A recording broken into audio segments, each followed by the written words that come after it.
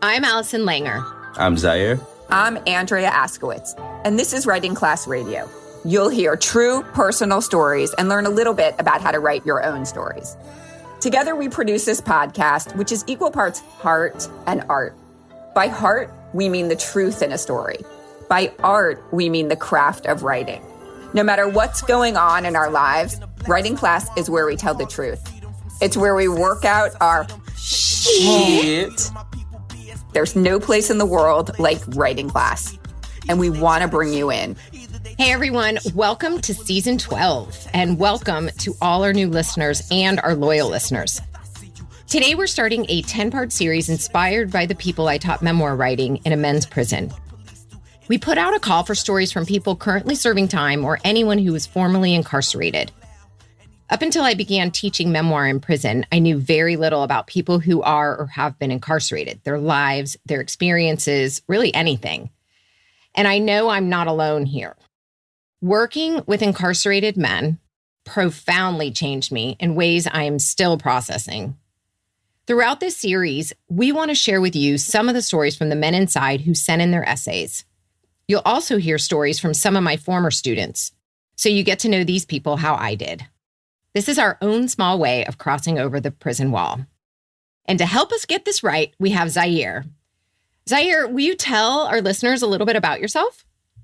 I am Xaire. I am a South Floridian poet, singer-songwriter, actor, and teacher in some respects. I have a good amount of experience working with kids and teaching them writing and different literary devices and how to convey their own stories. I worked for about 3.5 years in the foster care system, trying to help prevent some of the worst case scenario systems that we eventually see.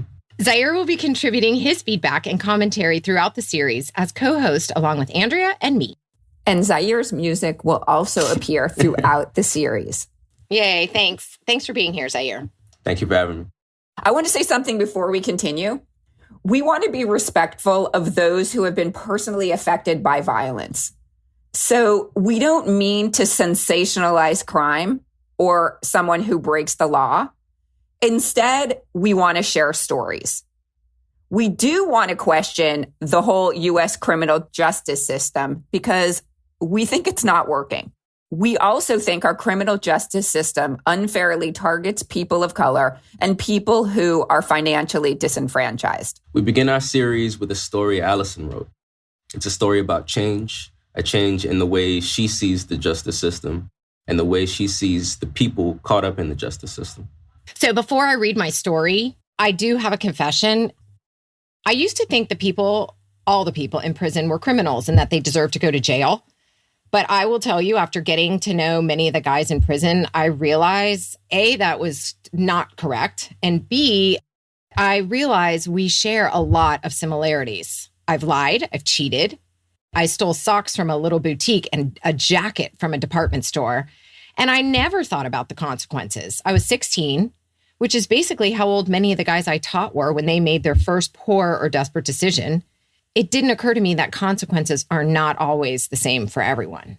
You're not comparing stealing a jacket to some of the things these guys did, are you? Like, what are you saying?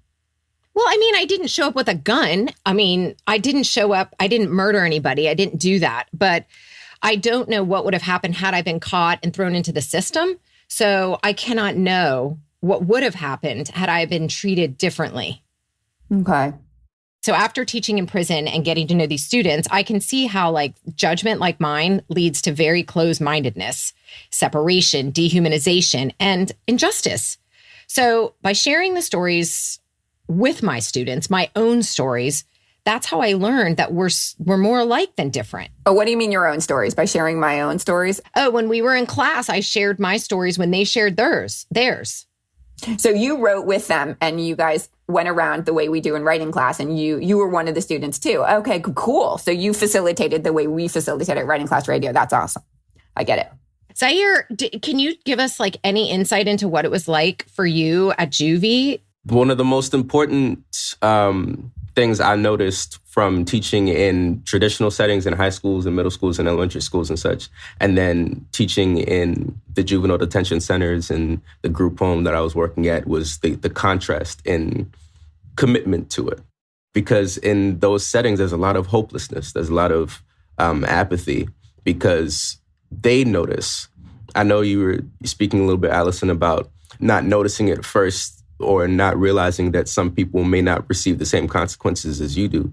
Believe me, they notice. The kids that are receiving those consequences, they know that someone else that doesn't look like them could have done the same thing and it would have turned out differently for them. They already feel like everything is working against them. So when someone like me comes in and says, hey, let's write a story or let's write a poem, they're not into it because they're like, what's the point? Why do I have to sit here and do this? Because someone else is just going to come up and see what I look like and try and put me back in a box again. It's painful. It's painful even like on this end where I'm apparently not affected. All these years, I haven't really thought twice about it. And this is what I'm saying now that I know their stories and I know this feeling that they have. I feel hated, but they don't seem to hate me because now they know me too. And so that's why we feel like sharing stories really does bring people back together. I mean, it's never going to change the way people who are mistreated by the justice system feel about the justice system. But hopefully it will change how the human beings involved in the justice system handle and deal with one another and treat one another. And that is really our prime goal here. Our hope is that you will see in the men and women what we have come to see, intelligent, motivated, kind human beings who made a mistake. Sometimes a very big, huge, awful mistake. Some of them had very difficult choices in life and got tangled up in a flawed system. Some have been misjudged and wrongly convicted, but these men are not their crimes. Our hope extends to those who are victims of violent crimes. We hope that these stories will help you too. We hope that hearing some of these stories will bring some relief. Absolutely. Airing these stories is in no way meant to take anything away from the victims of violent crimes. While I've been getting to know the guys who made the mistakes, I've been making excuses for them, like pulling for them without considering how their victims must have felt and still feel. So yes, we want to air their stories and yes, we want them to be heard. But like we said, our hope is that hearing the stories help victims hurt less. We'll be back with Allison's story after the break. We're back. You're listening to Writing Class Radio. This is Andrea, and up next is a story from our own host, Allison Langer. Allison taught writing classes in prison. Just a note here, her students gave us permission to air this story and all the stories you're about to experience in this series.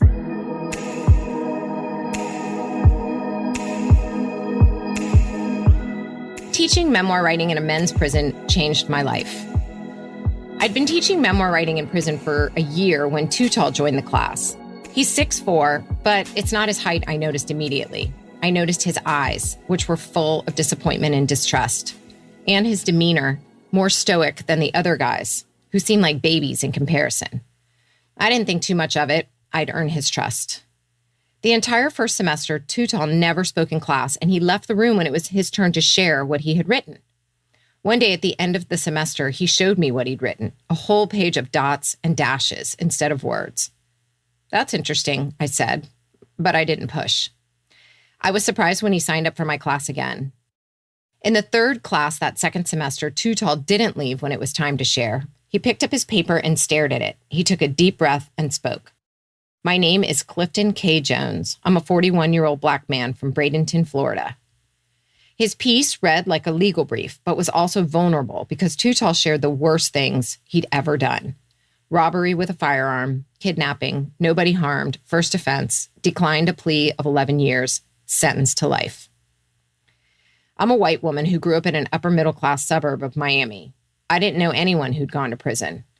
I hate to admit this, but I hadn't thought much about the criminal justice system before I volunteered to teach. I'd always assumed the men who were sentenced to life in prison had done something heinous, that most had been rightly convicted for breaking the law.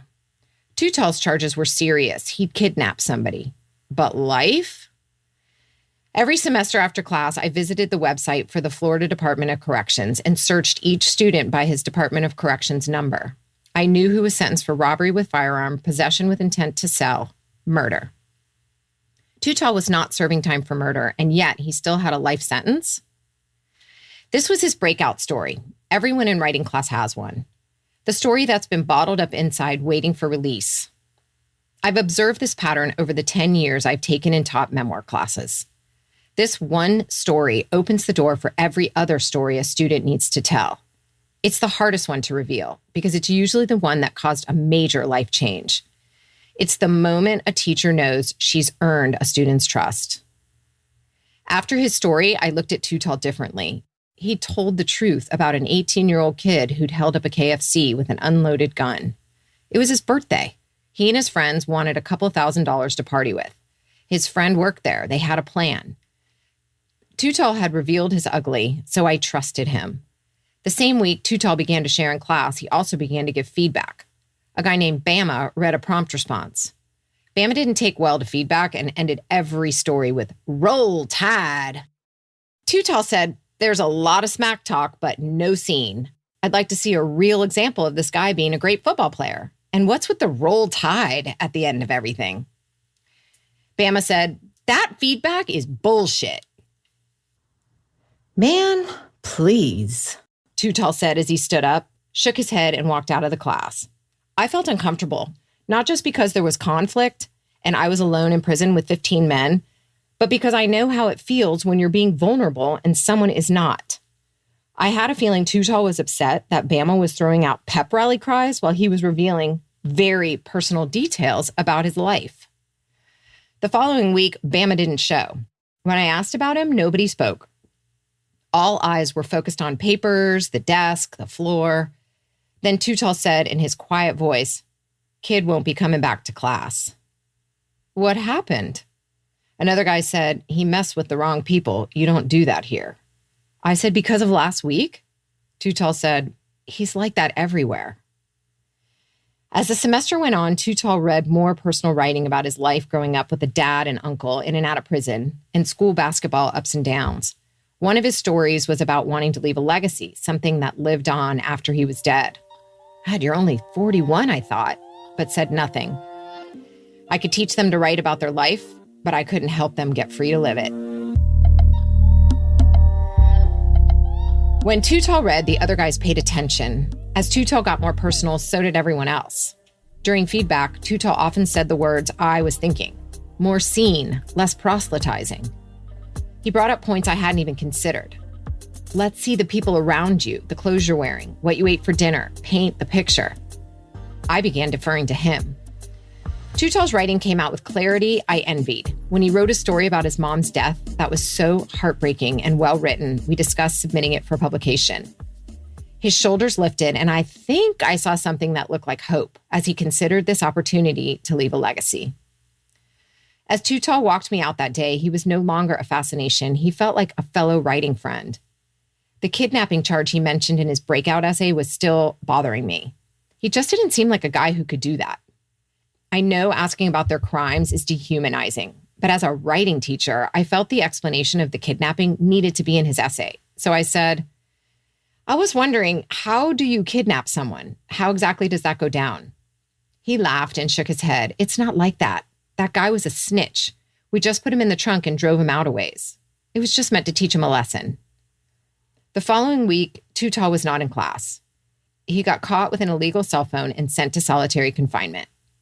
The guys told me he would be in for 30 days and then possibly transferred to a different facility. I cried right there in front of the class. Too Tall had become someone I looked forward to seeing each week, someone I admired. Losing one student to solitary confinement, especially Too Tall, was heartbreaking. He broke the rules, but the punishment seemed excessive and unjust. Actually, the rule seemed stupid. On the drive home that day, I felt crushed and more useless than ever. There had to be something more I could do to help. I thought about Chris Wilson, who wrote the master plan when he got out of prison to prove that people can change with education and support. I thought about Michelle Alexander, who wrote The New Jim Crow, which shows how mass incarceration is just a new form of discrimination. And I thought about Ava DuVernay, who produced 13th, a documentary revealing a broken system that requires more than simple reform. Not that I was ranking myself with those amazing people, but I wanted to do something more to bring about change. What could I do? I typed up Tootall's essay and stuck a sticky note on the front with the address for the publication Modern Loss, which I thought was a perfect venue for Tootall's story. The following week, I handed it to one of Tootall's friends who said he could get it to Tootall once he was out of confinement. Weeks went by, and at last, Tootall walked into the class. I screamed and jumped out of my seat. Teachers are not allowed to hug their students, so I shook his hand, holding on tight, as I reveled in his gap-toothed smile. "We've missed you," I said, and he nodded. He said, "I sent my essay to Modern Loss, thank you."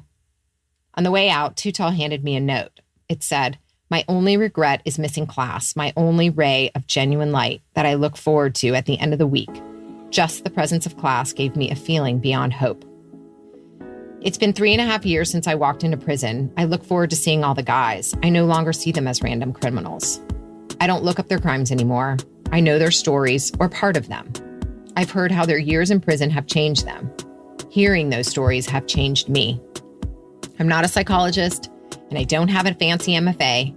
I'm a writer who thought teaching inmates sounded exciting and maybe even a little dangerous. I had no idea connecting with my students in prison would be my only ray of genuine light that I looked forward to at the end of the week. Not long after Tootall returned to class, I received an email from Modern Loss. Tootall's story was accepted for publication. It's not enough, but it's something.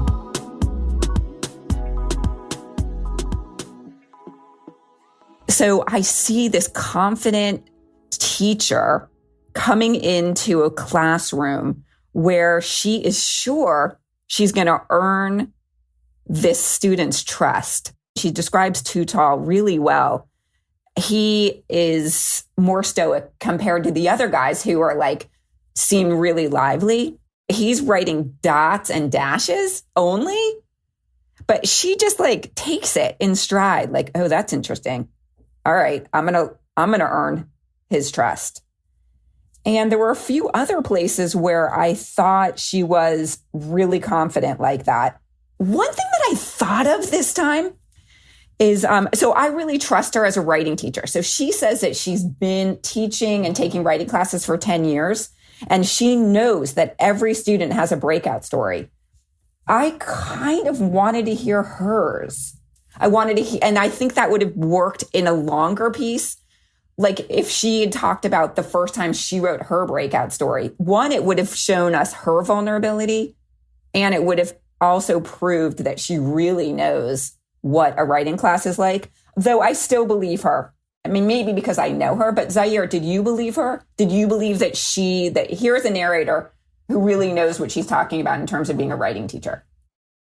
I did. If for no other reasons than simply for the fact that I could hear it in her voice. It's sort of like as she was reading it, she was reliving it in each moment. When, she was talking about how she got excited when Tootall walked into the class, she was getting excited in that moment as she was saying it. So it's definitely believable. It's definitely something that I would like to hear more about, for sure. But I love that comment because, yes, it was in her actual physical voice, this confidence, this I love this.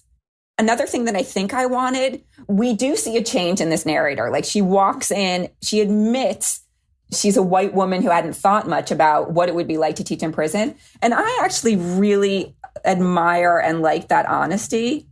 And I want to ask you also, Xaire, if you did, or were you just oh, Jesus? No, I definitely appreciate the honesty, especially because it's something that I notice a lot.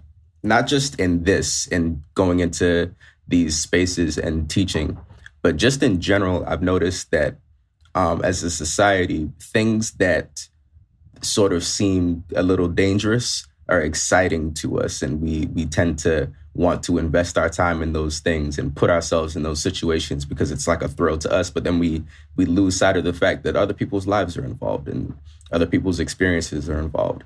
And that's where the growth comes from us, is we enter in with this mindset of, okay, I'm going to go into something cool and dangerous. And then we get hit with all of the truth of it. And then we start to grow and learn from these people that we were coming in to teach, and they ended up teaching us. Oh my God, that's so interesting. I never thought of that. Like how that rings true. That little bit of danger thing. Oh, that's so cool. I love how you heard it like that. I did hear this story this time as a story of this narrator wants to leave a legacy. I wanted to see that change a little bit more. I don't know where, but that was I see it. Like she goes in, I'm just like, oh, I don't know, this is going to be fun, this is dangerous. And then like, wait a second, I want to do more. And maybe that's what the whole part about, I liked how she was like, I don't want to compare myself with these brilliant people, but damn, I wish I could do more. And then she gets too tall to submit his story, which in this moment in the story, we think is getting published. So she has succeeded in a small way of helping this narrator, helping her student leave a legacy. I want to ask you about this line, Xaire. I could teach them to write about life, but not live it. How did that hit you? That's something that's interesting. So a lot of the time, so I would say something similar to my students. Whenever I do a workshop or a class, I always open up with why I write. And the reason being is something that I'll get into at a later date, probably. No, tell us. Okay, so I started writing in high school. I actually have a writing disability. It's very difficult for me to sit down and write. Also reading as well. But I've always liked to get things off my chest, just not in a public fashion. And I had a friend who was going through a rough time in high school, and I ended up writing a song for them. And it was the first time that I had sat down and written for someone else. And I did it for them, and they said it helped. And they encouraged me to tweak it. And I ended up doing that and turning it into a poem and entering a poetry contest a week later. From that, getting submitted to another one, and just sort of all of these things just building on top of each other. And it made me feel like this thing that was hurtful to me out of all the times that I tried to write and been called stupid and been called slow and all of these things. Now it was something that I was learning from and sort of getting recognition for. So it's something that lifted me out of this state of depression that I was in. And the reason I open with why I write is because the state that I was in is, in a lot of cases, it's where those kids are. It's, may not be exactly the same situation. They might not have a writing disability. They might not, be going through the changes of living in a country that's foreign to them, but they have their own challenges. That is the reason why it's important to delve into why you want to do this or why it's important to do it. Because getting those things out is what helps us to move past them and evolve past those things. Allison, I want you to come out of the dome and talk about and tell Xaire why you started to write. It's there in episode 1, but I think it's worth repeating a little bit. And also, I also just want to say about me that I also feel and have felt stupid and slow. And writing is one place where, I don't know, somehow I can kind of get past it. Absolutely. I started writing as a kid too, just to process what I was going through. I think everyone going through life in general feels sort of like an outcast and they don't know how they fit in and they are struggling. I mean, I see it with my own kids, as perfect as I think they have and as blessed. Everybody's struggling with something. And this sense of expression I've seen help them. And it helped me from the time I was a kid, just diary. But I also was scared to show anybody that scared child inside. But when my daughter died, tragically, at 16 months, I couldn't hold it in anymore. And I had heard Andrea's class, she was teaching a writing class at Miami-Dade, advertised. And I was like, I've been trying to write. My friends were like, you need a writing class. Like it wasn't coming out palatable. It was just a rant, or it was not detailed enough, or whatever it was, it needed help. So I got into this class, and I got into the class to learn how to write. But what it ended up doing is it taught me how to open up, because I was in a group setting, much like going into these classes in prison. And once the first person opens up, then you realize like you're dying to get it out too. And everyone starts being vulnerable and sharing. There's just something about being in a group of writers or a group of people trying to work out their stuff. So I can sit home all day and write, and try to work out my shit. But somehow being in a class together is what made me feel better. So going into prison and working with these guys, I could see it in their eyes too. They got this sense of, they felt like they could get things off their chest. And then for once in their life, somebody was telling them like, man, what you're writing is good. This needs to be out into the world. And their confidence just exploded. And it's just made such a huge difference in me watching it and seeing it and getting to be a part of it. And I wonder, Andrea, like you sat there and you watched me tell my first story. I mean, how did it feel and you've watched a lot of people tell their first story. So how does that feel for you? Well, we've watched people together in the last 10 years tell their stories, and it's freaking awesome. It's so important. It's like, I don't know, I don't want to compare myself with those amazing people that you mentioned, but right now when you're talking, I feel like you are like, what's her name? Ava DuVernay? Yeah, because you are doing your part in really changing these guys' lives. Writing class changes people's lives. It really does. It's changed my life. It's watching people bust through. I mean, God. I'd like to add to that a little. It is incredibly important that first time that you hear someone tell you that you've done a good job, especially when it's something that you're uncomfortable with or something that's unfamiliar to you. I remember distinctly the first time I heard that anything I had written was good. I was in my English class in 8th grade, and I was not writing essays because I was scared to write because I didn't want to be called stupid. And my English teacher forced me to be a part of the journalism team, and I had to write newsletters each week. And every week she'd read it. She was like, this is really good.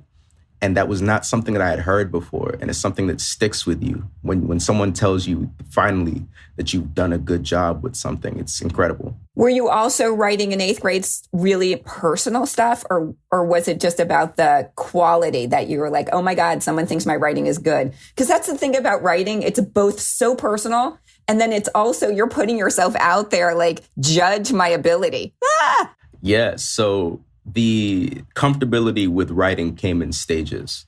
So at first, I had to write for the school newsletter. So that was all I did, and then that opened me up to be able to write a little bit more in class, and that was it. The personal stuff didn't come till way later. Even after I'd started writing poetry, it didn't come till about a year after that, when two of my mentors sat me down after a poetry slam, and they were like, "Yo, you need to do better. You're not talking about anything. You're just talking." And I was like, all right. And then that night I went home and I wrote a piece about my dad and I had to rewrite it because I cried all over the papers. Aw, that's like me. I wrote about my dog. Your journey was exactly like Allison's. I was like, wow, wait, this is a good writer, because she was really good. But I was like, but you're not writing about anything. You're just writing. I was writing about my dog. Everything was about my dog. She's like, the prompt was love. I wrote about my dog. The prompt was lost. Dog. She's like, what in the hell is wrong with you? I knew she was hiding something, or I knew she had something she needed to say that she wasn't saying. And that's what I've seen a million times. And that's what your mentors saw. I can't wait. Will you submit a story for us, Xaire? I mean, I have most of them memorized. If you want me to do one, I could. Oh my God. I want us to do an episode. Yes. Yeah, for sure. Okay, cool. At the minute that this story was written, so when Allison wrote this story, we thought that Modern Loss actually was going to, which is a publication, was going to publish Too Tall's story. And then we found out that Modern Loss, as publications do, they killed the story. And that was another reason why we decided to get this prison series underway, because the next episode, we will hear a story from Too Tall, a version of the story that he submitted to Modern Loss. You'll also meet the author of the master plan, Chris Wilson, who served 16 years in prison and is even more successful now than what he mapped out in the master plan. And he mapped that out while he was in prison. He returned to society with the goal of not just being personally successful, but in helping other returning citizens. He's such a cool guy, and we talked to him, and I'm excited for everyone to hear what he has to say. Thank you, Allison, for telling your story. I actually think you should work your story more, bring in your own story, punch it up, make it longer, and then send it out to publications. I know you're sick of trying to get yourself published, but I think you can do it. I'm not sick of trying to get myself published. I'm sick of getting rejected. Yeah, I need a break. Take a break.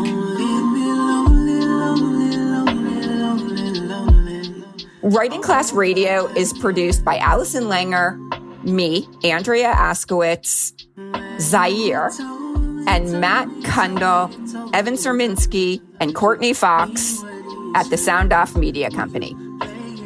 Music by Marnino Toussaint and Xaire. There's more writing class on our website, writingclassradio.com, including video classes, essays to study, and editing resources. If you love the lessons you get on each episode, you can get them all in one place, our 3-part video series, for just $50. Click video classes on our website. If you want to be a part of the movement that helps people better understand each other through storytelling, follow us on Patreon. For $10 a month, I, Andrea Askowitz, will answer all your publishing questions. For $25 a month, you can join Allison's First Draft weekly writers group. First Draft meets every Tuesday from 12 to 1 Eastern. Go to patreon.com/writingclassradio. A new episode will drop every other Wednesday, so listen for us. There's no better way to understand ourselves and each other than by writing and sharing our stories. Everyone has a story. What's yours?